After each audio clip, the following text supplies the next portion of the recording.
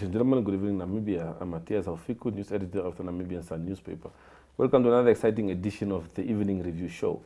Well, we're joined in studio tonight by the leader of the official opposition, Mr. or rather Honorable McHenry Venaani. I don't know which title you prefer. McHenry is fine. McHenry is fine. Yeah? Yeah. Well, welcome. Thank you very much. Happy New Year. I hope the year started off on a good note. Well, Happy New Year to our listeners, and I'm obliged to be with you. Yeah? This evening. No, it's good. It's always good to have you here. Thank well, you. let's get the show started. It's been the year just started and it's been so busy on the news front for us already. I'm not sure how it's been for you. Of course, the Ministry of Health making numerous headlines in the past few weeks. What did you make of the development as to how the year started off so far? Do you think it sets the trend as to what we can expect from 2023? Well, I think the trend is engineered by a number of factors. One of the biggest factors is that this government term is coming to an end by 2025. So people are preparing to eat. So we are looking at all this tender fracas.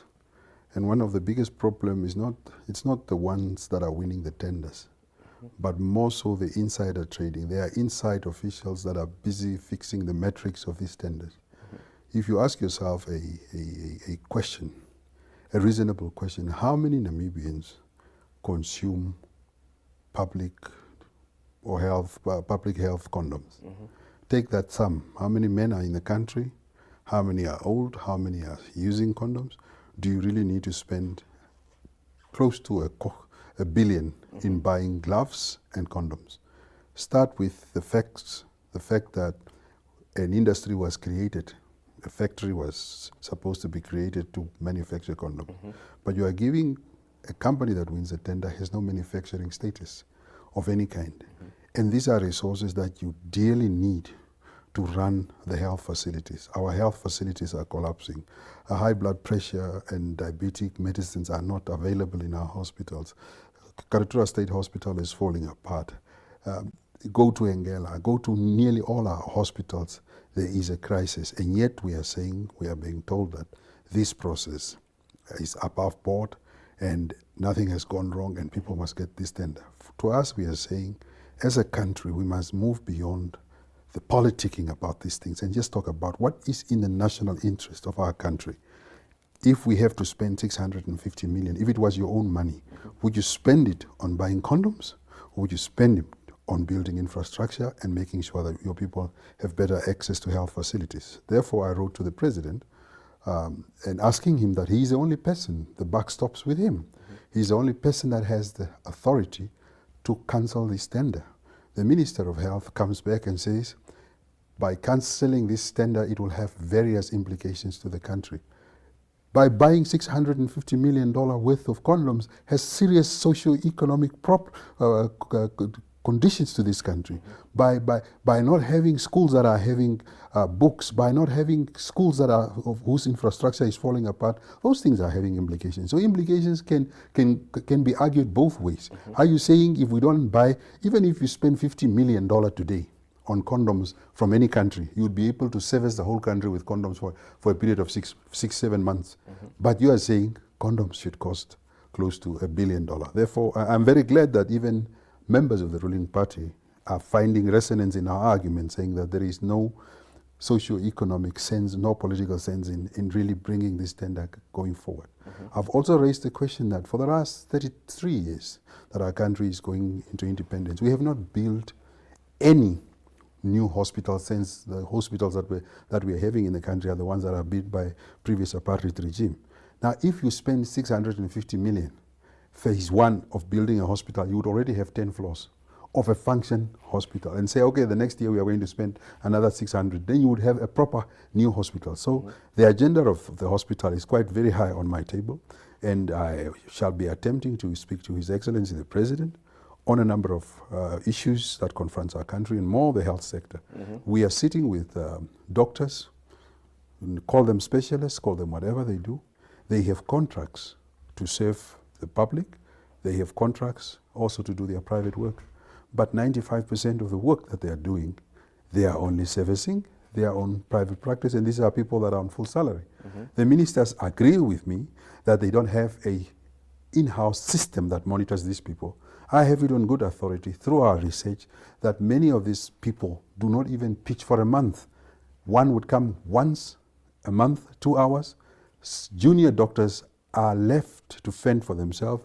One day I came to the big room. There's a big room, a place called a big room in Karitura State Hospital, and I met a specialist. This is how this story develops. Last year around October, I make an impromptu visit at the big room at the Karitura State Hospital, end of the month. Because the big room is the place where everybody comes for medication, and you're waiting, patients were waiting for more than 7 hours. I waited probably 3 hours before I saw somebody.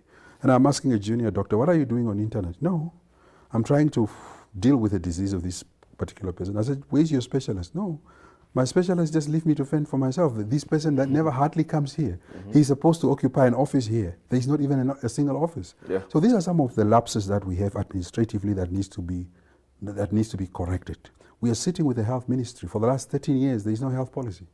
We have to review our health policy, and health is a very evolving sector. If you look at what has happened the last 2 years with COVID-19, there are so many new dynamics that you have to have a refreshed policy all the time, because new matters, new scientific conditions are developing globally, and you can't have a country, a state that runs its health without a policy. Yeah. And yet we are some of the greatest recipient of foreign donor aid from the Americans, condoms from them, ARV from them, yet we don't have a policy that is working. So these are some of the important things that we really need to nip in the bud and make sure that we have a state, we have a country that prepared to serve and that really serves the people of this country.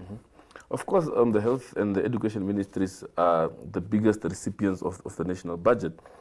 And whenever the Auditor General releases his reports, these two ministries often tend to also top the list as far as, call it mismanagement or misallocation of resources is concerned. How do we nip this in the bud, and what do you think is the biggest challenge? Do we just pay attention to these two because these are the ministries that directly impacts the person on the ground and ignore the others? So what is really the issue in all this? I think the issue is that making a very summative analysis of the issue is the fact that the input, there is a good intention to send money into these ministries, but the output that we are getting is very minimal. One is the fact that there is collusion and insider trading. I went to a school I visited a school last November in Sesfontein constituency. There is a hall. The contractor got 4 million to build this, I think is this hall. If you go to that hall, $4 million, and you look at the hall, it's incomplete, but the guy got his money. So for as long, the job of parliamentarians when we open, and we are going to have a shadow cabinet retreat in the next 2 weeks, and one of the things that we need to do in parliament is the fact that even the tender of the condom should come on the floor of a select committee for us to start interrogating. It's not the winner of the tender. It's the person who approved the tenders and its metrics, so that we start holding these staff members in the ministries accountable for these inflated prices. There is a school somewhere in the Kavango West region where you have bathrooms, toilets, ablution facilities meant for students, built for more than 2.5 million. If you go and look at the infrastructure, it's not even worth 200,000. But somebody is approving the tenders. Somebody is deciding on the tender specifications inside, and these people are colluding with those that are outside. So for as long as we are having this big overpricing of our tenders and we are not nipping it in the bud, you are going to have a situation where one person is building a classroom for $1 million. That has nothing, no infrastructure, just a wall that is there for $1 million. For example, if you go to countries such as Zambia, you go to Malawi, they are building classrooms with precast walls.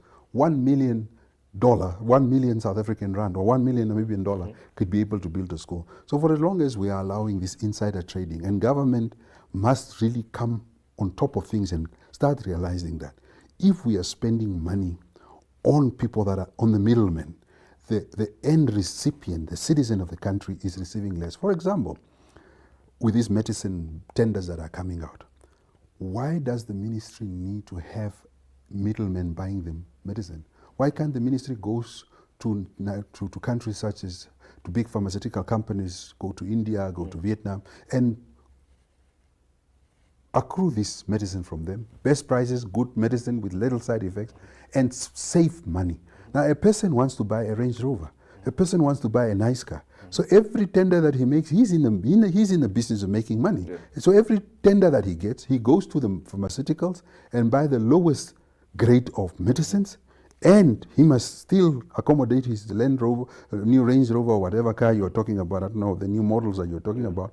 So for as long as we are allowing that situation, we will not have a country to call home. And I think it is the job of parliamentarians and politicians to make sure that we take all these tenders to review. We are going to push for a review to review these tenders in Parliament, to say that let's look at all the specifications of these major tenders and see whether we are paying dollar to dollar, or we are being taken for a ride. I still believe that we are Namibians, and this country is being taken for a ride. Yeah. Honorable Venaani, you have on several occasions in the past called for government to stay out of the business arena, for government just to set and make sure that the conditions to do business is conducive. So now if you eliminate the middlemen, like you said, what then about that argument that you've had in the past? Well, to say that you can't have government competing with the private sector. Well, we don't want government to compete with private sector. Government is a public entity. It's the business of government to provide tablets to Namibians. So the government can buy its own tablets. It's also the business of government to build roads. It's the business of government to build roads. They can only build roads. They can only build roads with business people that are there. What we are saying is not about hating the business people. We are hating the inflation. The inflated tenders, the inflated cost. The government is not paying actual costs. They are being taken for a ride. And I'm telling you, and I've been on record on this medicine thing, that even the grade of the high blood pressure, we did research on the high blood pressure. Most of the high blood pressure that this country was receiving was the lowest grade from the pharmaceutical companies. Because Namibians are getting the lowest grade because the middleman is there. So the argument is, if government wants the business sector to run, they must cost. They must be in the business of costing. Now government is doing insider trading. The government, you are having a situation where government is colluding with the private sector to inflate the purse of the taxpayer. So what we are saying is that in the instances where government can be able to procure, they must be able to procure without raising the cost. If they want the private sector to do it, they must make sure that they are competitive on the business market. But if the tenders are going to continue to be inflated, we have a country that we will not call Namibia. So why don't we rather deal with the issue of ensuring that the system, the security systems are watertight as far as tender allocation is concerned? We could deal with that, but the danger of all of it is that if you look at many of the tenders in a country, they are most of the time there is a cartel around it, and that cartel comes from business links, not only business links but also family links that links them back to ministries. Yes, we can deal with that. We can deal with the system.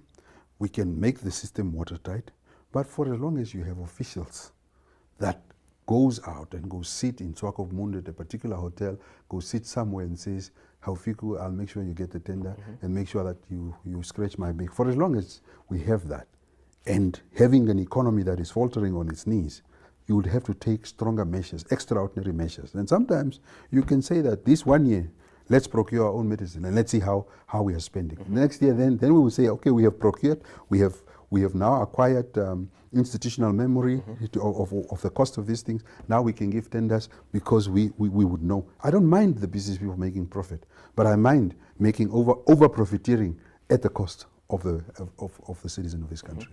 Well, Venaani, we head for a short break and we'll be back to continue this conversation. That's right. Well, to our viewers, we take a short break and we'll be back to continue this conversation.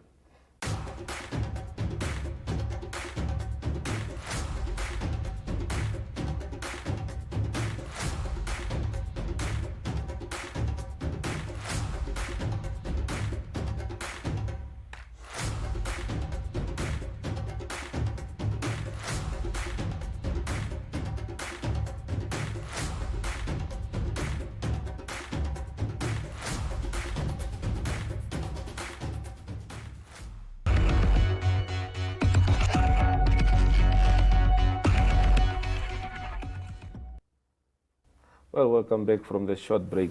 Honorable Venaani, not so long ago, I believe 2015, there was an amendment to the procurement legislation in the country, which was in actual fact meant to ensure that our procurement laws are watertight and the country benefits through the system. But it seems nothing has changed. Would you say things have improved or they've gotten much worse after that legislation changes? Well, I think people are just smart in their nature. The attempt was that we will get a better procurement architecture and a better procurement system. But then this system, the law is quite good. But because of insider trading, people that gets the tenders comply with the law. But they get information. Information is siphoned out of the ministries for those that are tendering to get the tender. For as long as we have that, what we were supposed to do with the procurement law, and that is also a case that I'm fighting ferociously on, it's a case of a whistleblowers protection office. Mm-hmm. In 2016, we agreed that we will create this office. Last year, after making a number of threats, we got 7 million in the budget that we would work on the operationalization of this office. Because if you don't have a strong anti-corruption architecture in your country where people can confidently say, I think Honorable Venaani got that tender because he is a friend of Aufiku. And I want to report that I saw them at a hotel and these are the documents that they shared or something, or a photo of these documents. For as long as the people are not confident and are not protected to whistleblow, you will never stop insider trading.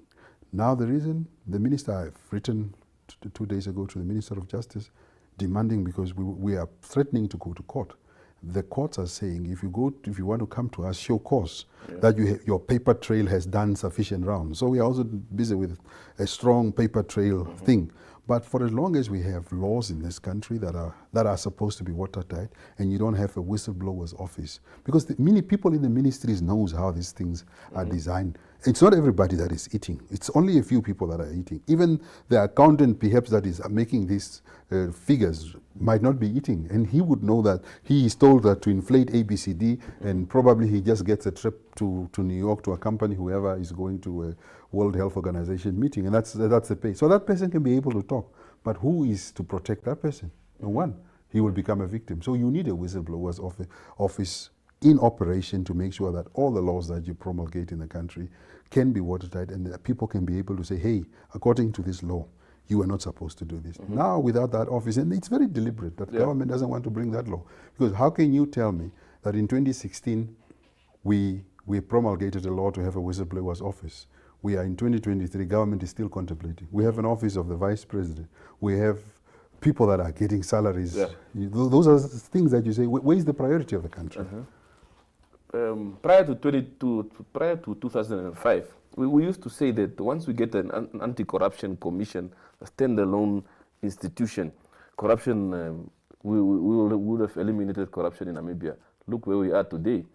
So we have so many good systems in place, like the whistleblower office that you are calling for now. It might come and then we still find ourselves in the same situation. How do you prevent that? I think how to prevent it is to have leaders that serves in positions not because they need the remuneration of the position, but because their heart is in a good place to protect and to build a system that will govern Namibians carefully and correctly for future generations. I'm on record.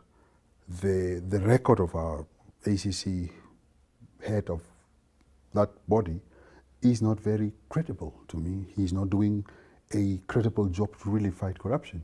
He only responds, he has become a PR activist rather. And that is why we attempted and we took him to court to say that even his appointment was erroneous. We still believe it is erroneous. In fact, there is already a development that has started last year that we want to proceed to Supreme Court, but because we were with a lot of political parties that did not have money to contribute, we were left with that decision alone as the official opposition to go to court. Yeah. But one of the things that we have in this country is the lack of a constitutional court. So most of the time, even when you go through a legal process to try to fix the country and fix the system, the archaic legal process is also a challenge in this country, because we are having a case with the Russian oligarch that resettled himself, that government resettled for 99 years. We are in court for the last 4 years, 2 years delayed by COVID, of course, but it's a long, cumbersome process. But one has to really fight. So it's one thing to say, to create the institution. It's another thing to create the people that would have the heart and the courage to fight corruption. If you look at anti-corruption bosses in Kenya, in many parts of the world, these people become enemies of the state because they dare to challenge the state. Is our anti-corruption commission challenging the state? While we know that malfeasance and greed has become the order of the day, there's no challenge. And for as long as we are not challenging the system, it's the people that you put in position. It's not the office that is bad. I tell you, I can drop you a few names that if you put ABC there, the anti-corruption commission could become another body. We are not saying the body should become a hunting dog to start hunting Aufiku or Venaani, but it must prepare to serve the people and walk without fear or favor in the interest of society. At this point in time, we're just seeing a officer of the police who stole 20,000 here, 30,000 there. Had it not been for a whistleblower, Stevenson, we wouldn't have fish rod on our table. And even the commentary that Mr. Noah, with all due respect, made on the question of the fish rod, he says he didn't believe that the ruling party is entangled in this thing. But while the evidence is, I mean, all the people that needs to be, that are subpoenaed to appear before the court are from the ruling party. And he just doesn't think there is a link. And that link is very clear there. Yeah. Yes. So what do you make of views that as a country we have developed a tendency whereby, and you've mentioned throughout now the show that you feel the people in the system are the ones sabotaging the system, whether it's through insider trading and so on. So there is a feeling that we tend to run and rush to create institutions to cover up instead of dealing with those institutions. And with the people who are sabotaging the system. Well, you see, our course of action in creating institutions is because it is influenced by the fact that we are a new country. We are 32 years later. Yes, it's a new country. Systemically, it's a new country. You know, systems are built over years. I mean, if you look at central intelligence in Europe, it has a history of over 200 years. So institutional, I'm not saying we will have to build systems for 100 years, but because we are a new state, an independent country, we are creating a governance architecture of the country. And it comes with hindsight and foresight, where you learn, where did we make a mistake here, where did we not make a mistake here. But what we are saying is that the systems that we are creating, they are not bad. But the approach of those that are holding those offices are wrong, and they remain wrong. For example, if the Ministry of Health is in the know, and I know they know exactly what I know, that many doctors that are paid by the state do not come to work. Instead of them saying, this is the sheet that we have, that Dr. Aufiku came 3 times a month. They are saying Venaani must bring the sheet to them. Do I work for them? A simple accountability act that the executive director of the ministry ought to have to say, okay, if there is a charge sheet that Aufiku doesn't come to work, just give me the days that he came and didn't come. A simple thing that any supervisor could do. They are still hiding it. For as long as you have executive directors, ministers protecting simple acts of administration, you will not have a country to call home. We must be patriotic to the country. When doctors do not come to work, they are taking away a better service from a Namibian. A young woman who is supposed to be treated with cancer does not have a specialist because the specialist is making his own money somewhere else. I know the specialists have a number of complaints that they don't make good money. I know junior specialists in South Africa make more money than them. That is known. But what about the service that we have to deliver to the people of this country? So what we are saying is that, yes, we need to create those institutions. But when we are also creating institutions, we must also learn the tricks that some people, for as long as we appoint people that protects us, that protects those that are leading and are doing wrong, those systems will not be able to function. And we have countries and examples in the world where you have systems that functions, even against their leaders. South Korea is one country where prime ministers are put in prisons. It's a normal thing in South Korea. Here, it's not a normal thing even to put the leader of opposition in prison, probably. Well, Honorable Venaani, thank you very much for your time this evening. Thank you very much. It's a pleasure having you on the set. Thank you very much. Well, to our viewers, that's it from the Evening Review team tonight. See you again tomorrow, same time, same place. you.